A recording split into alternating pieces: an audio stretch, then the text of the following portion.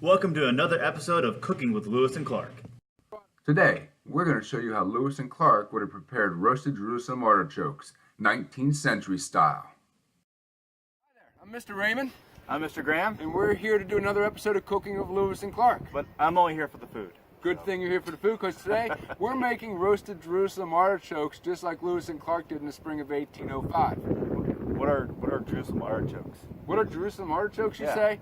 Well, good thing you asked. They're these things. Actually, they're called sunchokes, and you can find sunchokes in the sunchoke aisle at your local supermarket. Now, a sunchoke, this sucker is loaded with potassium, it's loaded with iron, it's got the texture of a potato, looks a little gnarly, but it's got a little nutty flavor when you cook it.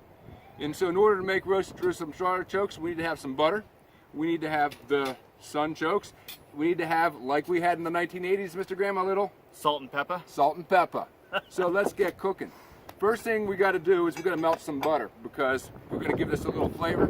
And while I'm doing that, Mr. Graham's going to start peeling his roasted Jerusalem artichoke. I'm going to cut that gnarly end off, but we're just going to slightly peel them and cut those knobs off.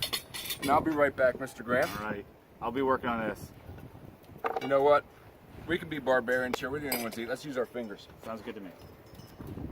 So let's melt our butter on my handy dandy skillet that belonged to my grandpap George Morosky.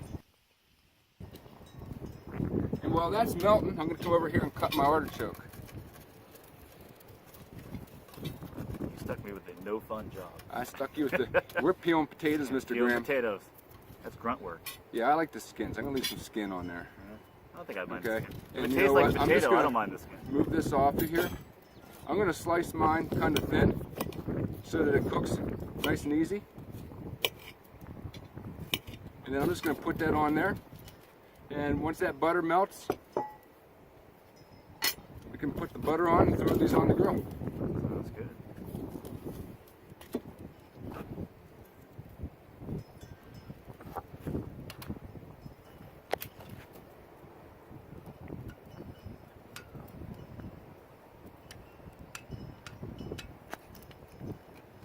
You know, butter's like bacon. You can't have too much Not of it. too much of it. Yeah. Just a liberal amount.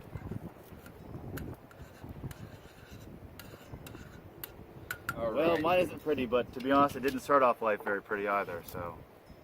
Now, this iron skillet, Mr. Graham, is majorly hot, so let's not touch it.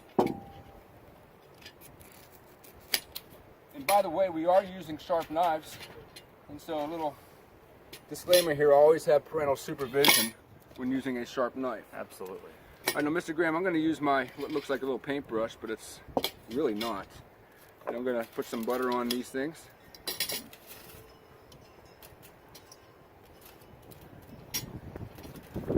And then, like I said, we're the only ones here, so we can be a little barbaric, and we can just use our hands, grab ourselves some salt and pepper. Sounds good to me. I'm going to do it this way.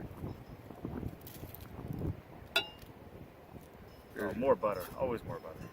Salt. And we're going to wrap these things up and seal them really tight, Mr. Graham. Ooh, that's a lot of salt. Yeah, I thought you wanted more Boy, salt. that is a lot of salt. All right. Seal that nice and tight. We did pick a windy day. Yeah, it's windy. Yes, Well, it hey, is. you know, Lewis but and you know Clark- what? For the first time this year, the temperatures here in Pennsylvania go up in the 70s, so we're not complaining. That's right. All You right. know what? When Lewis and Clark had to eat, they didn't care if it was windy. That's right.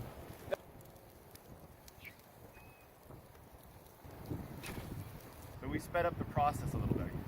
Yeah, we Okay. did. We did. No, we did. We sped up the process just a little bit. We did stick the foil wraps down into the coals of the fire. Now those coals are hot, so we're going to leave those there for about 2 minutes, flip them over for 2 minutes, then put them back on top for a couple more. And I think we're going to be golden.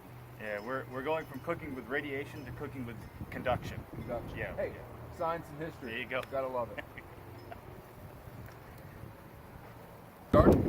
All right, Mr. Graham, it's been about 10 minutes and our roasted Jerusalem artichokes, or sunchokes, are back up on top of the grill. And we're going to take those off. And we're going to put those over here on the plate. Now, we have to let these set for a second to cool down. That fire was very hot. Fire was very hot. We did speed up the process a little bit. while you were off camera, while we were away and off camera.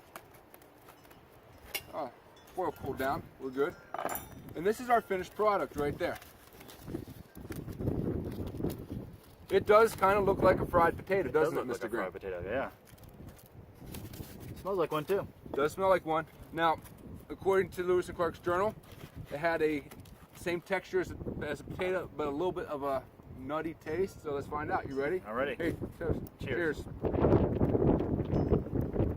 know what? It is, That's yeah. not bad. It's not bad at It's all. actually kind of yummy. It's yummy. It has the texture of a potato. Little It is a little nutty. And it's a little nutty. Yeah. Like us. That was good. That was good. Yeah. Well, hey, thank you guys for joining us on another episode of Cooking with Lewis and Clark. I'm Mr. Raymond, and this is Mr. Graham. Hi there. We'll see you next time. Bye-bye. If you want to make roasted Jerusalem artichokes just like Lewis and Clark, here's what you need and what you need to do. Just read really fast.